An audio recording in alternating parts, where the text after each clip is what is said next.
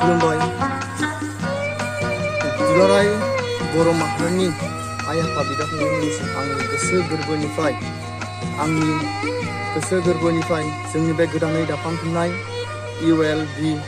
आफादनि जानानै आं दुलाराय बर' माहारिनिसिम आंनि गोसो गोरबोनिफ्राय खुलुमनाय जासिहरबाय। दिनै जों मोनसे फोसावनो सानदों बे ससियेल मिडियानि गेजेरजों। दिनै जों फिन हाग्रायाव फैफिनबाय। जोङो दिनै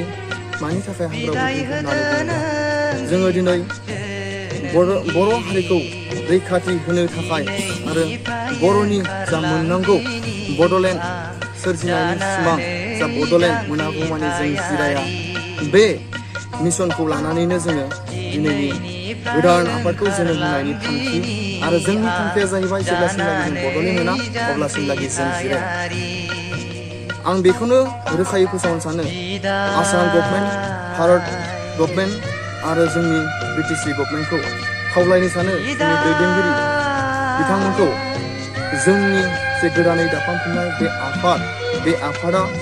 खुनु राजखान्थिजों लोब्बा गैया। जोंहा बेवहाय खुनु राजखान्थिजों लोब्बा गैया। जाय जोंखौ सोरबा जुदि पलिटिकेल हान्जानि दैदेनगिरि बिथांमोना जोंखौ लानानै जुदि गेम गेलेनो सानदों, बिथांमोना जोंखौ लानानै राजखान्थि खालामनायनिफ्राय गोजानाव थानाया मोजां। जों बेवहाय खुनु राजखान्थिजों लोब्बा गैया। जोंनि थांखिया जाहैबाय बड'लेण्ड। जेब्लासिमलागि जों बड'लेण्ड मोना अब्लासिमलागि जों जिराया। जोंनो नांगौ बड'लेण्ड। जोङो हारिखौ अलखदाव गोलैनायखौ जों नायनानै थानो हाया। मानो होनोब्ला जों दिनैनि समाव जोंनि गोसोआव गाबखांनाय फैदों आरो दुखु मोनदों जे मोनसे नङा मोननै मोनथाम एकर्ड जालांबाय। बैयावबो दिनै जोंहा फिन BTCखौ गादबफिननाय, जोंनि मोनखानाय BTCखौ गादबनानै जोंनि जा DC पावार बेखौबो गभर्नमेन्टआ लानानै थांबाय आरो जोंनि BTCनि जा सिगां जोंनि बर' लाइमोनफ्रानो जा इमप्लय मोनोमोन, बेफोरखौबो जों दिनै BTCआव इमप्लय मोननो हानाया गोब्राबसै। मानो होनोब्ला दिनैनि राजखान्थि दैदेनगिरि बिथांमोना जाय गभर्नमेन्टआव दङ, बिथांमोना गावसोरनि लाबा लाबनि थाखाय खामानि मावगासिनो दङ।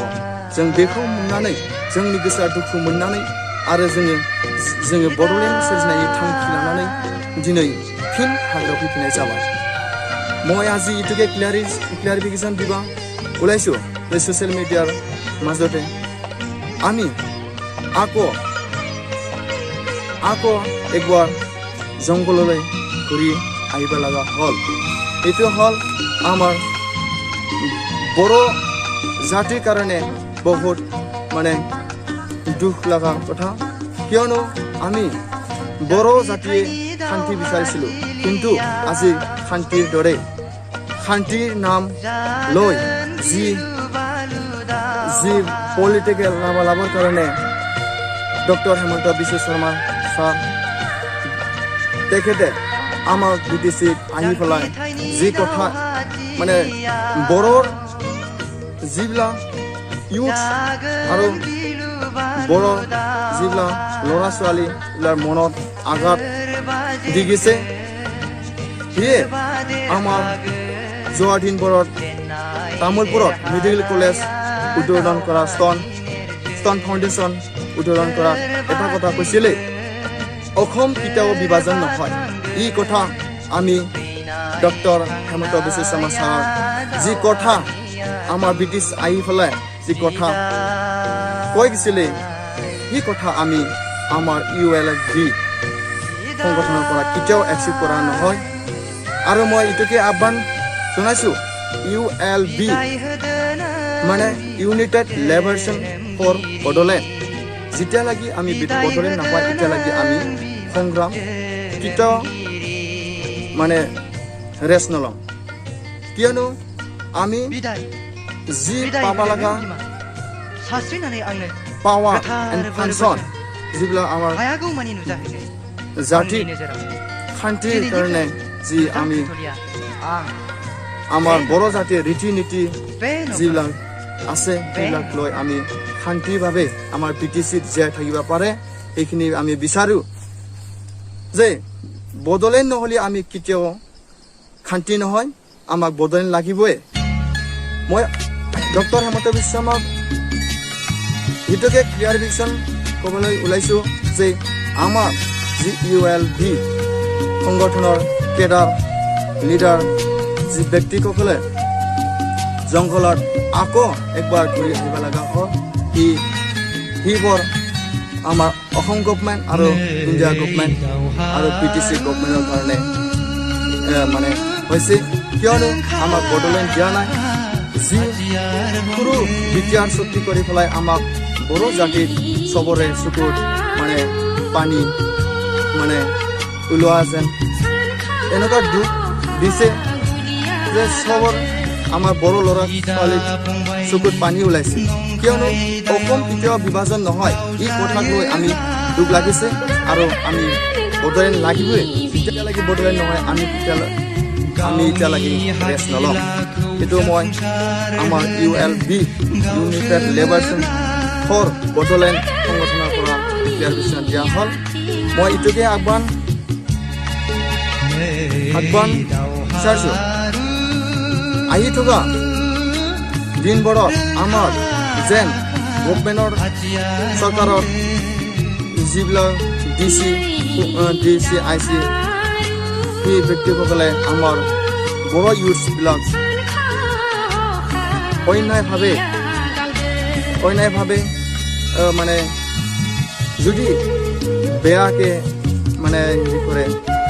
কি কয় ইনচাল্ট কৰে পেলাই কাকবা ULB মেম্বাৰ কাকবা ULB লিংমেন এনেকুৱা কৰি পেলাই যদি ইনকাউণ্টাৰ কৰে আমি ষ্ট্ৰংলি ক'ব বিচাৰিছোঁ ULB সংগঠনৰ পৰা আমি আমাৰ যদি ULB কেডাৰ যদি কোনোবা যদি DC IC যদি ইনকাউণ্টাৰ কৰে আমি গভৰ্ণমেণ্টৰ মানুহ আমাৰ এজন হৰালে আমি 20 জন গোলাই হত্যা কৰা হ'ব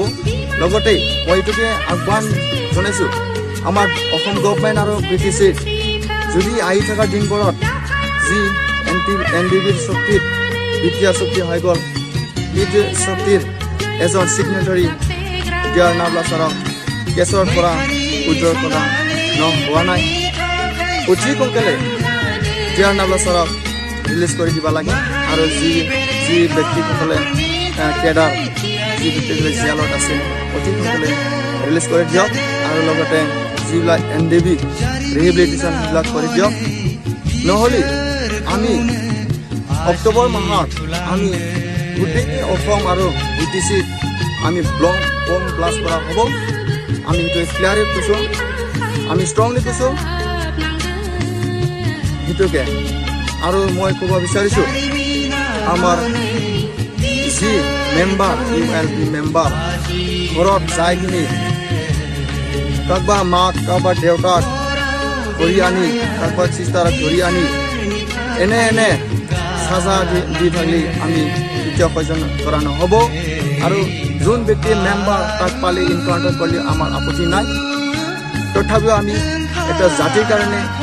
আমি জাতিক ৰক্ষা দিয়াৰ কাৰণে আমি এটা সংগঠন যোগদান কৰিছোঁ তাৰ বাবে আমি সংগঠনৰ নামত এটা জাতিৰ